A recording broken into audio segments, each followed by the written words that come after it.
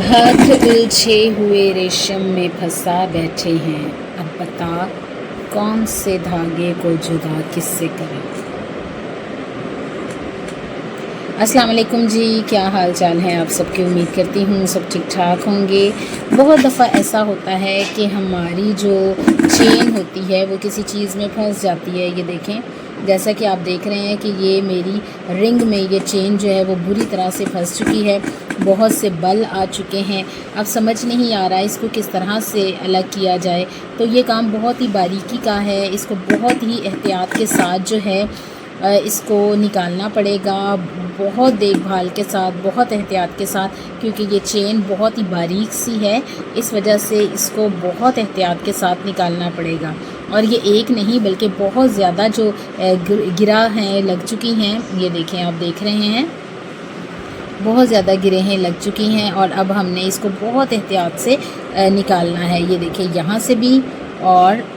یہاں سے بھی، یہ دو جگہ سے بری طرح سے پھنس چکی ہے، تو کوشش کرتی ہوں نکالنے کی، لیکن اگر آپ کے ساتھ کوئی ایسا مسئلہ ہو جائے تو آپ اس کو کیسے حل کرتے ہیں یہ بھی مجھے بتائیے گا۔ اور یہاں میں اس کو دوسرے ہاتھ سے میں نے موبائل پکڑا ہوا ہے، اس وجہ سے میں اس کو صحیح طرح سے کر نہیں پا رہی۔ اب میں اس کو موبائل کو نیچے رکھ کے آف کر کے تو میں کوشش کرتی ہوں کہ اس کو کس طرح سے نکال سکتی ہوں۔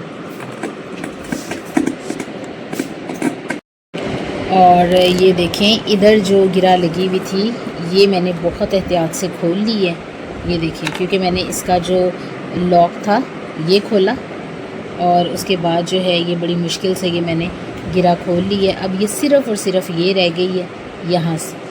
اب میں اس کو کروں گی، لیکن یہ انتہائی مشکل کام ہوتا ہے۔ اور آپ مجھے بتائیں کہ بہت سارے لوگ جو ہیں اپنا کوئی نہ کوئی میتھڈ یوز کرتے ہیں، تو آپ مجھے بتائیے گا کہ کس میتھڈ سے آپ کھولتے ہیں۔ اگر اس طرح سے بہت ہی باریکی سے جو یہ جو گرہ ہے وہ لگ جاتی ہے تو کس طرح سے کھولتے ہیں۔ اور اب یہ چیز یہاں سے کھل چکی ہے کیونکہ اس کا لاک میں نے اوپن کیا، تو اس وجہ سے یہ جو تھے وہ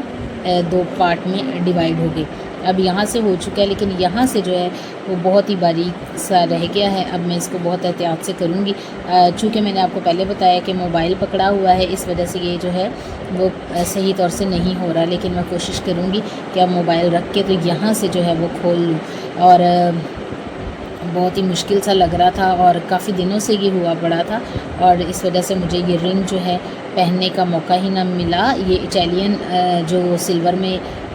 یہ پورا سیٹ ہے میرے پاس، لیکن ابھی یہ رنگ جو تھی میں غلطی سے اس میں رکھ بیٹھی، اور اس کی وجہ سے یہ چین کے اندر پھنس گئی بری طرح سے، اور کافی زیادہ گرہیں جو تھی اس میں لگ چکی تھی، اور اسی وجہ سے میں کافی دنوں سے یہ رنگ پہن نہیں سکی۔ حالانکہ بہت سے سوٹ میں نے